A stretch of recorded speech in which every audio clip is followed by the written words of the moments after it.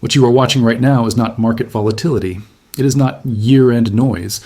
And it is definitely not a rumor spreading on social media.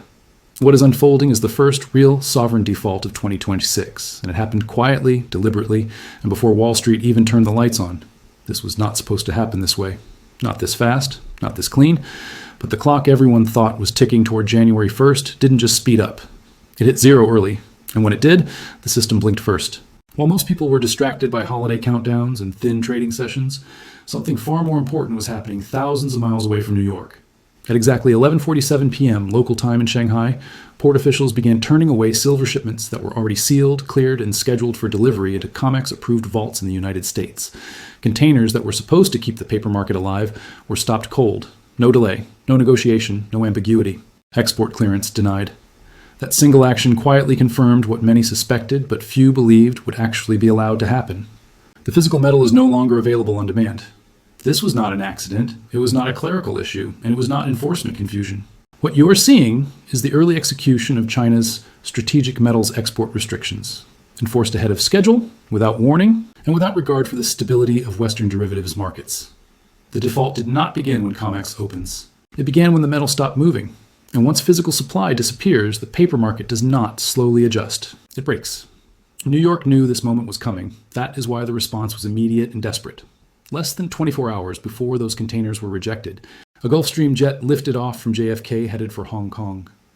Public flight records confirmed the tail number and the destination, but the passenger list was conveniently blacked out. The people watching that departure knew it wasn't tourists on board. It was senior figures from major U.S. commodities desks, a high-ranking regulator, and at least one representative connected to the Federal Reserve System. That alone tells you everything you need to know.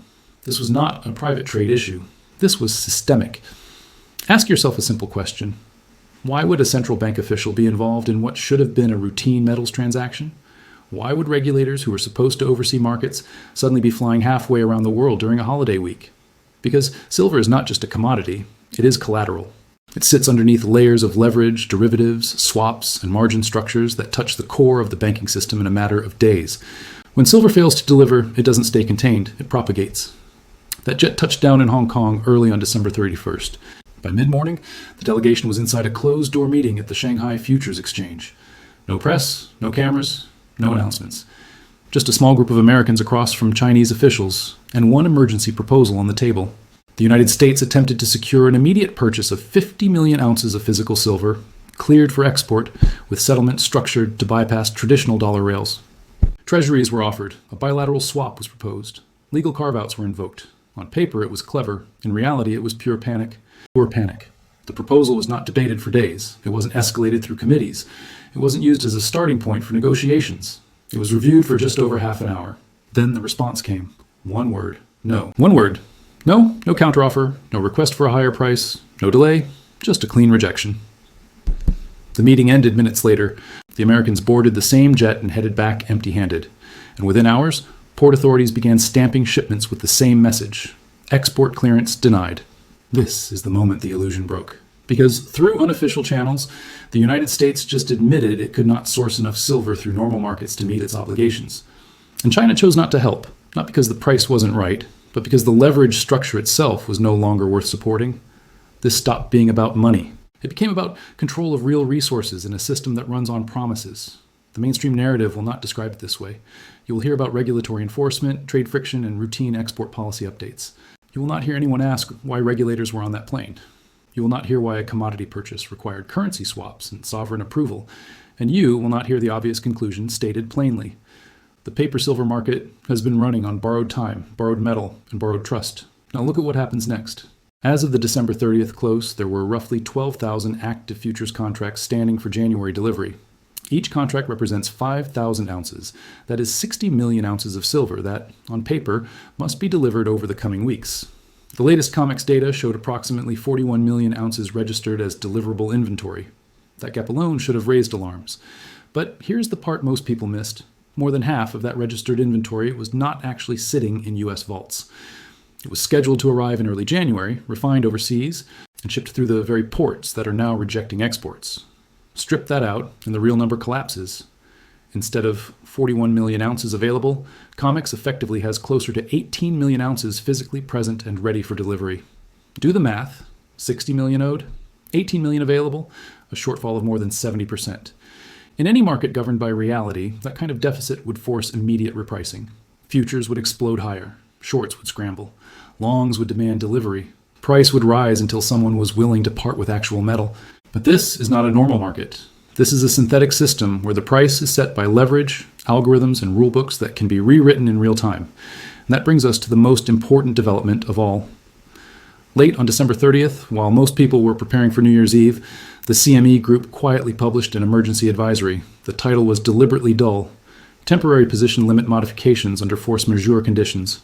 Buried deep in the legal language was a single paragraph that changes everything. The clearinghouse granted itself the authority to force cash settlement in the event physical delivery could not be reasonably completed. No penalties, no default fees, no consequences for the short side. Translation: if the metal cannot be delivered, the exchange reserves the right to pay you cash instead, at a price it determines, and declare the matter settled. That is not risk management. That is pre-authorizing a default and calling it compliance. Think about the timing. That rule was published late at night during a holiday, when liquidity was thin and attention was elsewhere.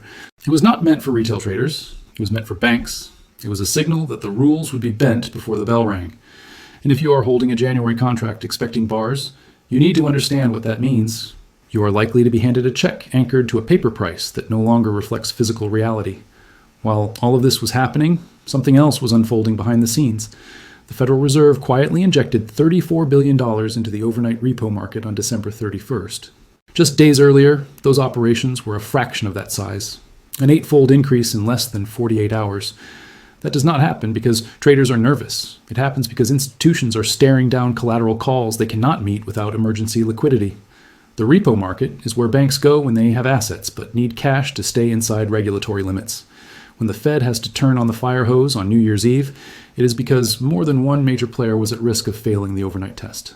And when that surge in liquidity coincides with China slamming the door on silver exports, the connection is not subtle. Silver sits beneath hundreds of billions of dollars in derivative exposure. Banks sell futures they do not fully back with metal.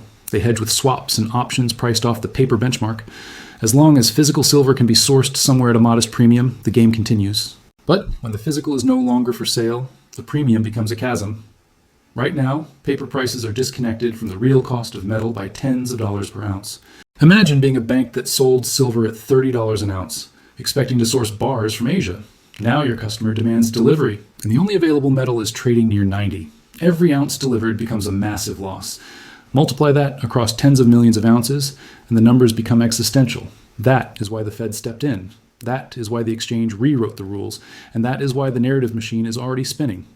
What you are witnessing is not chaos. It is containment. The bailout attempt failed. The supplier of last resort refused. The exchange prepared to cash settle, and the central bank patched the plumbing to keep the lights on. This is what a modern default looks like when the broken promise is not a bond coupon, but a commodity delivery.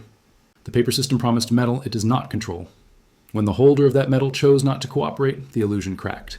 From this point forward, the gap between paper claims and physical reality is no longer theoretical. It is measurable. It is visible. And it is something the people closest to the blast radius are desperate for you not to fully understand until they are safely positioned on the other side. This is not the end of the story. It is the beginning. What happens next is the part almost nobody understands while it's happening, because it unfolds in places the public never looks. When a delivery system breaks, it does not explode immediately on the price chart.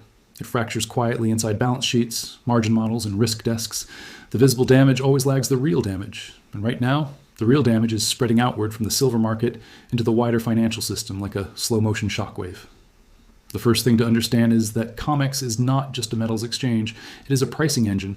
The paper price that flashes on your screen is not merely a reflection of supply and demand. It is a reference point embedded into thousands of contracts across the global financial system. Loans, swaps, options, structured notes, and collateral agreements all reference that number. When delivery fails, it does not just affect the people who wanted bars. It affects every institution that used silver as a price anchor or a hedge. This is why the emergency rule change matters so much. Forced cash settlement is not a neutral solution. It is a redistribution of losses. When the exchange forces settlement at a paper price that no longer reflects physical reality, it transfers value from the long side to the short side. It rewards the entities that sold promises they could not keep and punishes the entities that expected performance. That is not market clearing. That is damage control. Now think about the psychology inside the banks. Risk managers live in a world of models. Those models assume that markets function, that liquidity exists, and that physical supply can be sourced at some price. When that assumption breaks, the models stop working. And when the models stop working, humans panic. Not retail panic, institutional panic, the kind that does not show up on Twitter, but shows up as frozen desks, emergency calls, and sudden changes in behavior. The moment China rejected the emergency deal, every large silver short in the Western system had to reassess its exposure. Not next week, not after the holidays, immediately, because the safety valve they assumed would always exist just slammed shut. They could no longer rely on last-minute sourcing. They could no longer assume that physical would appear if the price moved enough. The metal was simply not for sale. That realization forces a brutal choice. Either you cover your exposure at massive losses, or you push for rule changes that allow you to survive without delivering. That is why the CME advisory appeared when it did. It was not proactive. It was reactive. It was written under stress. And stress leaves fingerprints. At the same time, something else began happening that most people won't notice until weeks later. Counterparties started questioning collateral. Silver is widely used as part of collateral baskets in derivatives and repo transactions. When the credibility of that collateral is questioned, haircuts increase. When haircuts increase, more collateral is required. When more collateral is required, liquidity evaporates. This is how commodity stress becomes financial stress. Banks that thought they were adequately hedged suddenly realize their hedges depend on a benchmark that is no longer trustworthy. That forces them to either reduce exposure or raise cash. And raising cash in a stressed environment means selling whatever you can, not whatever you want. That selling pressure shows up in unrelated markets. Bonds wobble, equities dip, volatility spikes. Nobody on television connects the dots, but the plumbing feels it. This is why the repo injections matter. The Fed does not inject tens of billions of dollars overnight because everything is fine. It does it because something somewhere is breaking quietly. Repo is not stimulus. Repo is triage. It is used when institutions have assets but cannot convert them into cash quickly enough to meet obligations. When that need explodes at year-end, it signals that balance sheets are under strain, and strain changes behavior. Once institutions realize that the rules may change mid-game, trust evaporates. Traders stop assuming fair treatment. They start assuming survival mode. That leads to defensive positioning. Defensive positioning reduces liquidity even further. Liquidity reduction increases volatility. Volatility justifies more rule changes. The cycle feeds itself. Meanwhile, outside the paper system, the physical market is sending a completely different signal. While paper contracts wobble and rules are rewritten, real metal is not flowing back into Western vaults. It is flowing away. Vault withdrawals do not make headlines, but they tell the truth. When large amounts of metal leave storage and do not return, it means someone is preparing for a future where access matters more than price. This is the critical disconnect. Paper markets can be stabilized temporarily with cash injections and rule changes. Physical markets cannot. You cannot print silver. You cannot rehypothecate an ounce that has been withdrawn and shipped elsewhere. Once metal leaves the system, it is gone.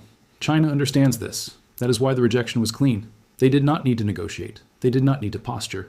They simply exercised control over supply. In a world built on leverage, control over supply is power, and that power does not need to announce itself loudly. It only needs to be exercised once. The refusal also sends a message beyond silver. It tells the world that strategic resources will not be sacrificed to stabilize foreign financial systems. That is a shift. For decades, global trade assumed that commodities would always flow if the price was right. That assumption is no longer safe. Policy now trumps price, and policy-driven markets behave very differently from free markets. In policy-driven markets, volatility increases, price signals become distorted, and participants who rely on historical relationships find themselves lost. This is why so many analysts will get this wrong. They will reach for charts, averages, and correlations that no longer apply. They will say the market is oversold, or due for a bounce, or reverting to the mean. But when the underlying rules change, the mean itself moves. What matters now is not whether silver goes up or down tomorrow. What matters is whether confidence in paper delivery survives. Because once confidence is gone, the system does not gently unwind. It lurches. The most dangerous moment is not the crash. It is the calm that follows, when everyone pretends the problem has been solved. Forced cash settlement gives the appearance of resolution. Money changes hands. Contracts are closed. Headlines move on. But the underlying shortage remains. And worse, it becomes visible. Once participants realize that holding a futures contract does not guarantee access to metal, behavior changes permanently. Longs become more aggressive about standing for delivery. Shorts become more cautious about selling. Premiums widen, arbitrage breaks down, price discovery fractures. This is how two prices emerge, a paper price and a physical price. History is full of examples where that gap persisted far longer than expected. And once it opens, it rarely closes peacefully. At this stage, officials will try to control the narrative. They will emphasize stability. They will point to orderly markets. They will downplay delivery issues as technical, but actions matter more than words. Rule changes matter more than press releases, and emergency liquidity matters more than reassurances. Everything you need to know is already visible if you know where to look. The emergency flight, the rejected deal, the early enforcement, the rule rewrite, the repo spike. None of these things happen in isolation. Together they tell a story of a system that encountered a constraint it could not negotiate away.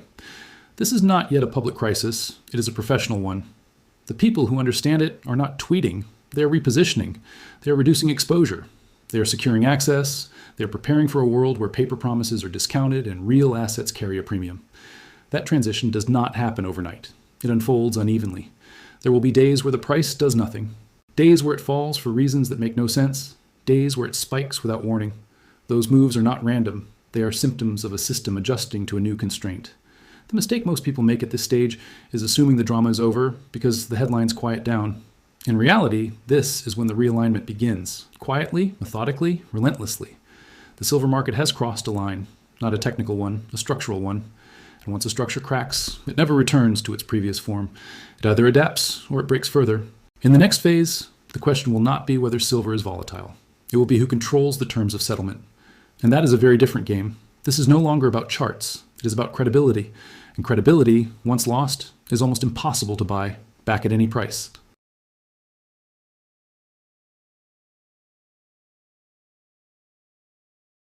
The final phase of events like this is never announced. There is no press conference where someone steps up and says the system has changed.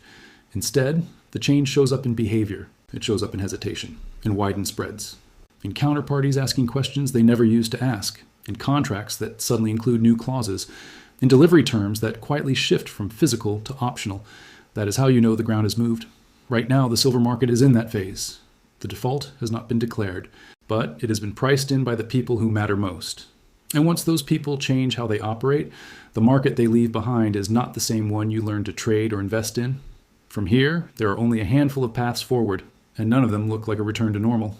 The first path is denial and delay. This is the path authorities prefer. It involves managing optics, rewriting rules, injecting liquidity, and hoping time resolves the problem.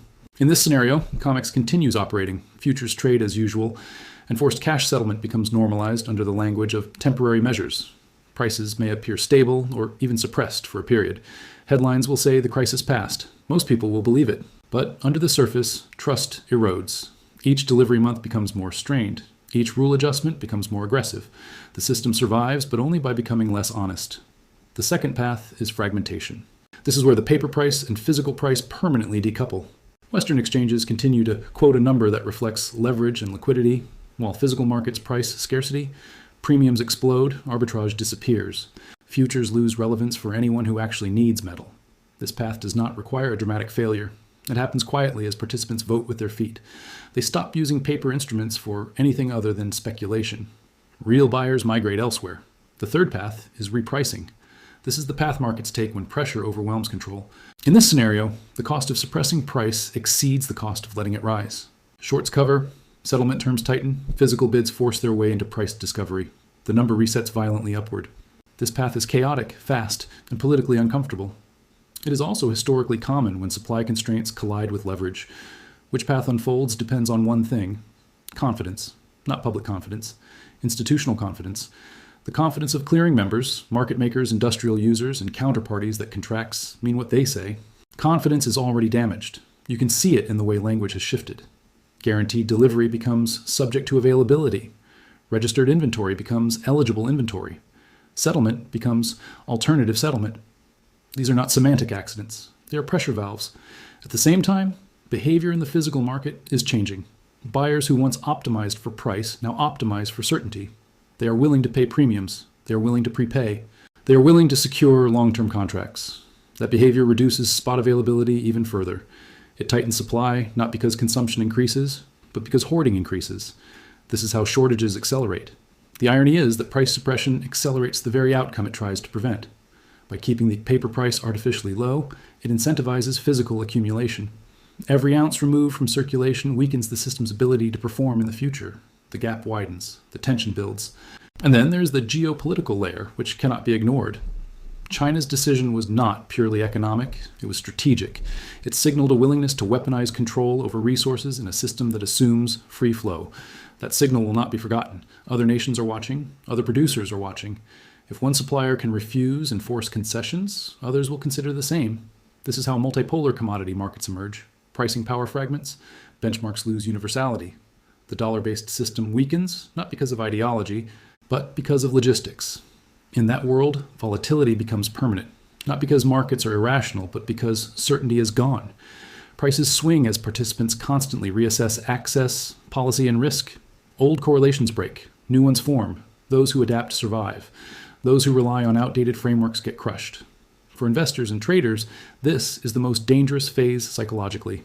The temptation is to overreact, to trade every headline, to chase price, to panic when volatility spikes.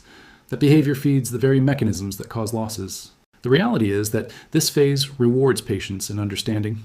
Understanding that price is no longer a simple signal. Understanding that suppression does not equal weakness. Understanding that volatility is not the same as failure.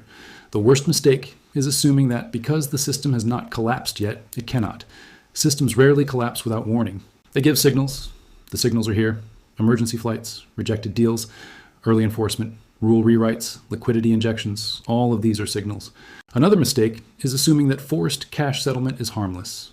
It is not. It fundamentally changes the nature of the contract. It turns a promise into an option, and options are priced differently.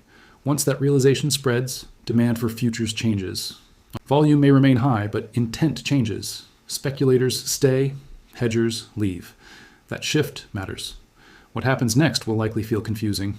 There may be days where silver sells off hard for no obvious reason. There may be days where it rallies violently without news. There may be long stretches of dull trade punctuated by sudden spikes. That is what broken price discovery looks like. The market will try to hurt the maximum number of participants. That is what markets do. It will punish those who chase. It will punish those who overleverage. It will reward those who understand the structure. The people who will fare best are not the ones predicting exact prices. They are the ones positioning for scenarios. Those who understand that access matters, that optionality matters, that liquidity can vanish. This is not a call to panic. It is a call to clarity. Silver did not break because of speculation. It broke because the system that priced it assumed cooperation that no longer exists. That assumption is gone. It will not quietly return. From here on out, every delivery month is a test. Every rule change is a signal. Every liquidity injection is a clue. The market is no longer about belief. It is about math colliding with reality. And reality always wins. Eventually. The final thing to understand is this. Defaults in modern systems rarely look like defaults. They look like adjustments, like accommodations, like temporary measures that become permanent. By the time the word default is used, the damage is already done and the winners are already positioned. You're watching that process unfold in real time. This is not about being bullish or bearish. It is about understanding that the structure has shifted. And when structures shift, old playbooks fail. The silver market has entered a new regime. One where control over supply matters more than leverage. One where promises are discounted. One where physical reality asserts itself slowly, then all at once. The people who understand this early do not need to panic. They need to observe. They need to stay rational. They need to avoid emotional decisions. And they need to remember that markets are not fair. They are adaptive. What happens next will surprise most people.